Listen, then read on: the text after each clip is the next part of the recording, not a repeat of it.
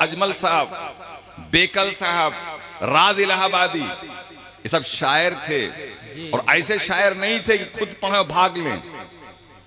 अजमल साहब, बेकल साहब को बुढ़ापे तक मैंने देखा है। राज साहब को बेचारे ईशा के बाद जलसा शुरू होता था, आकर बैठ जाते थे। जलसा जब तक खत्म नहीं होता तब तक बैठे रहते थे। बेशक बेशक।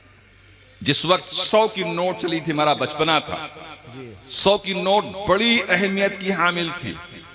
उस वक्त हमारे असातिज़ा की तनख्वाह 100 रुपया नहीं थी, बाद असातिज़ा की उस वक्त। जी जी। और 100 की नोट की बड़ी वैल्यूएशन थी। तो एक साहब 100 की नोट लेकर इसे खड़े थे, अजमल साहब पढ़ रहे थे। तो अजमल साहब अपना पढ़ रहे, देख भी नहीं रहे थे उसको। सलाम है अजमल तेरे इस खुददारी पर। बेशक। ऐसे ही अल्लाह ताला हर शायर को बना दे। अल्लाह बेशक बेशक। काफी देर तक वो खड़ा रहा और कई मिसरा, कई शेर ये पढ़ गए। जब देखे ये हट नहीं रहा है तो कहा, सुन, इस वक्त मैं बारगाहे मुस्तफा में हूं।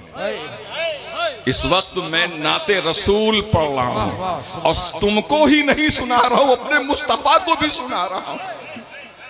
तेरा पैसा अगर मैं पकड़ लूं तो मुस्तफा को क्या मुंह दिखाऊंगा कल मैदाने महशर में? मैं क्या मुंह दिखाऊंगा मैदाने महशर में अपने रसूल को? अल्लाह कि ए अजमल, तेरी तवज्जो मुझसे हटके पैसा की तरफ चली गई थी। ये शायर थे, ये शायर इस्लाम थे। अल्लाह अकबर।